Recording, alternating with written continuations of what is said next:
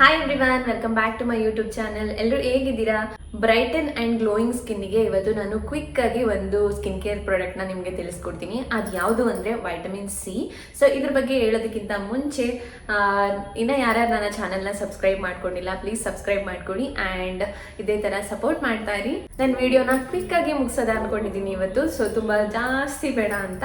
So vitamin C ಯಪ್ಪಾ ದೇವಾ ಪರಮಾತ್ಮ, ಏನಾರ ಬ್ಯಾಕ್ ಗ್ರೌಂಡ್ ಅಲ್ಲಿ ಡಿಸ್ಟರ್ಬ್ ಬರಲಿ. ಫಸ್ಟ್ ಥಿಂಗ್ ಇಲ್ಲಿ ತಿಳ್ಕೊಳ್ಳೋಣ. ಸೊ ಯಾವ ಸ್ಕಿನ್ ಟೈಪ್ ಅವರಿಗೆ ವೈಟಮಿನ್ ಸಿ ಸೀರಮ್ ಅಥವಾ ವೈಟಮಿನ್ ಸಿ ಅನ್ನೋ ಸ್ಕಿನ್ ಕೇರ್ ಪ್ರಾಡಕ್ಟ್ ರಿಕ್ವೈರ್ಮೆಂಟ್ ಇರುತ್ತೆ ಅಂತ. ಇದು ಎಲ್ಲ ಸ್ಕಿನ್ ಟೈಪ್ ಅವರು ಕೂಡ ಯೂಸ್ ಮಾಡ್ಬೋದು. ಬಟ್ ನೀವೇನಾದರೂ ತುಂಬ ಡ್ರೈ ಆ್ಯಂಡ್ ಸೆನ್ಸಿಟಿವ್ ಸ್ಕಿನ್ ಇದ್ದೀರಾ ಅಥವಾ ನೀವು ತುಂಬ ಸೆನ್ಸಿಟಿವ್ ಸ್ಕಿನ್ ಇದ್ದೀರಾ ಆ್ಯಂಡ್ ಆಕ್ಟಿವ್ ಆಕ್ನಿ ಜಾಸ್ತಿ ಇದೆ ನಿಮ್ಮ ಸ್ಕಿನ್ನಲ್ಲಿ ಅಂತಂದರೆ ಯಾವ ಥರ ಯೂಸ್ ಮಾಡೋದು ಅಂತಲೂ ನಾನು ಕೂಡ ತಿಳಿಸ್ಕೊಡ್ತೀನಿ ನಾನು. First of all vitamin C serum ನಮ್ಮ ಸ್ಕಿನ್ನಿಗೆ ಏನು ಮಾಡುತ್ತೆ, ನಮ್ಮ ಸ್ಕಿನ್ನಲ್ಲಿ ಒಂದು ಕೊಲಾಜನ್ ಬೂಸ್ಟ್ ಮಾಡೋದಕ್ಕೆ ಹೆಲ್ಪ್ ಮಾಡುತ್ತೆ. ನಮ್ಮ ಸ್ಕಿನ್ ಕಂಪ್ಲೆಕ್ಷನ್ನ ಅಂದರೆ ನಮ್ಮ ಸ್ಕಿನ್ ಟೋನ್ನ ಬ್ರೈಟ್ ಮಾಡೋದಕ್ಕೂ ಕೂಡ ಹೆಲ್ಪ್ ಮಾಡುತ್ತೆ.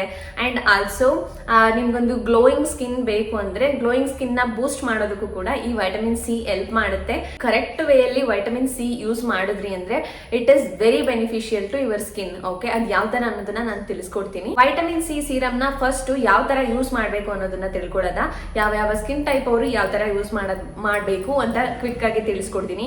ಆಯಿಲಿ ಸ್ಕಿನ್ ಇದ್ದೀರಾ ಅಂತಂದ್ರೆ ಪರ್ ಡೇ 1 ಟೈಮ್ ಯೂಸ್ ಮಾಡ್ಬೋದು.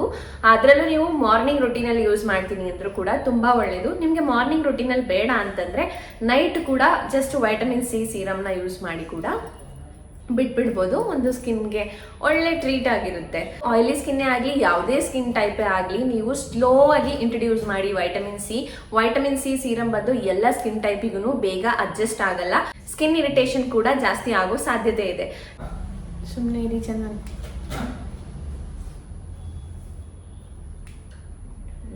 ಮಾಡಿಡ್ತಾರೆ.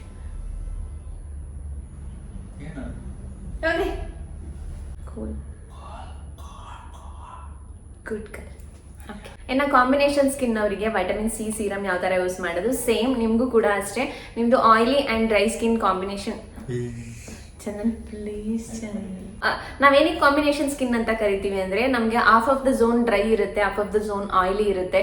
ಸೊ ಆ ಥರದವ್ರಿಗೆ ಕಾಂಬಿನೇಷನ್ ಸ್ಕಿನ್ ಅಂತ ಕರಿತೀವಲ್ವಾ. ಸೊ ಈ ಕೇಸಲ್ಲಿ ಏನಾಗುತ್ತೆ, ಒಬ್ಬೊಬ್ಬರಿಗೆ ವೈಟಮಿನ್ ಸಿ ಲೈಕ್ ಈ ಆಯಿಲಿ ಇರೋ ಏರಿಯಾಗೆ ಅಡ್ಜಸ್ಟ್ ಆಗುತ್ತೆ, ಡ್ರೈ ಇರೋ ಏರಿಯಾಗೆ ಅಡ್ಜಸ್ಟ್ ಆಗಲ್ಲ.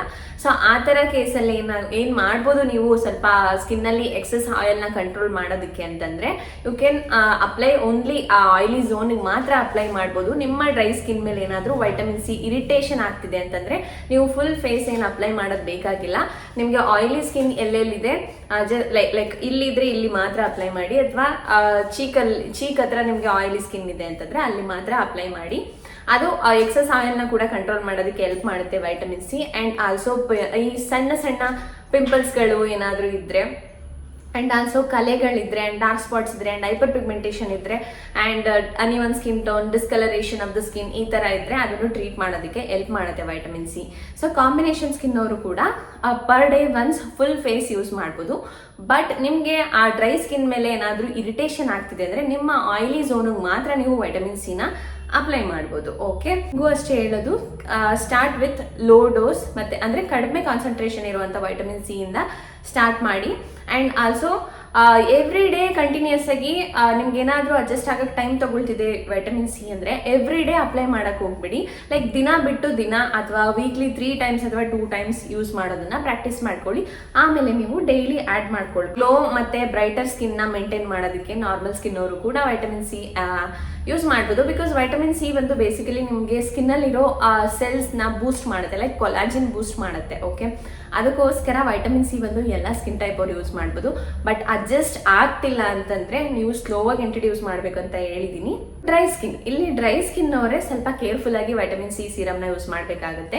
ಯಾಕಂದರೆ ಡ್ರೈ ಸೆನ್ಸಿಟಿವ್ ಸ್ಕಿನ್ ಬಂದು ಏನಾಗುತ್ತೆ, ಆಲ್ರೆಡಿ ತುಂಬ ಡ್ರೈ ಇರುತ್ತೆ, ಅಂದರೆ pH ಲೆವೆಲ್ ಸ್ಕಿನ್ನಲ್ಲಿ ಕಡಿಮೆ ಇರುತ್ತೆ. ಅದರಲ್ಲಿ ಬಂದು ವೈಟಮಿನ್ ಸಿ ಬಂದು ಈ ನೀರಿನ ಅಂಶ ಅನ್ನೋದು ಸ್ವಲ್ಪ ಕಡಿಮೆ. ಓಕೆ, ವೈಟಮಿನ್ ಸಿ ಅಲ್ಲಿ ಸೊ ಡ್ರೈ ಸ್ಕಿನ್ ಅವರಿಗೆ ಸಮ್ಟೈಮ್ಸ್ ಈ ವೈಟಮಿನ್ ಸಿ ಅಪ್ಲೈ ಮಾಡಿದಾಗ ಇರಿಟೇಷನ್, ರೆಡ್ನೆಸ್ ಅಥವಾ ಇಚಿಂಗ್ ಸೊ ಈ ಥರ ಎಲ್ಲ ಆಗುತ್ತೆ, ಅಥವಾ ಚಿಕ್ಕ ಪಿಂಪಲ್ಸ್ಗಳು ಬಂದ್ಬಿಡುತ್ತೆ. ಸೊ ಆ ಥರದವರು ಸ್ವಲ್ಪ ನೀವು ಟ್ರೈ ಮಾಡಿ ಕೂಡ ಅಡ್ಜಸ್ಟ್ ಆಗ್ತಿಲ್ಲ ಅಂದರೆ ಅವಾಯ್ಡ್ ಮಾಡೋದೇ ಬೆಟರ್. ಆದರೆ ಡ್ರೈ ಸ್ಕಿನ್ ಅವ್ರಿಗೂ ಕೂಡ ವೈಟಮಿನ್ ಸಿ ಬೆನಿಫಿಟ್ ಕೂಡ ಇದೆ. ನೀವು ಅದನ್ನ ಲೈಕ್ ವೀಕ್ಲಿ 1 ಟೈಮ್ ಯೂಸ್ ಮಾಡಿ ಅಥವಾ 2 ಟೈಮ್ಸ್ ಯೂಸ್ ಮಾಡಿ.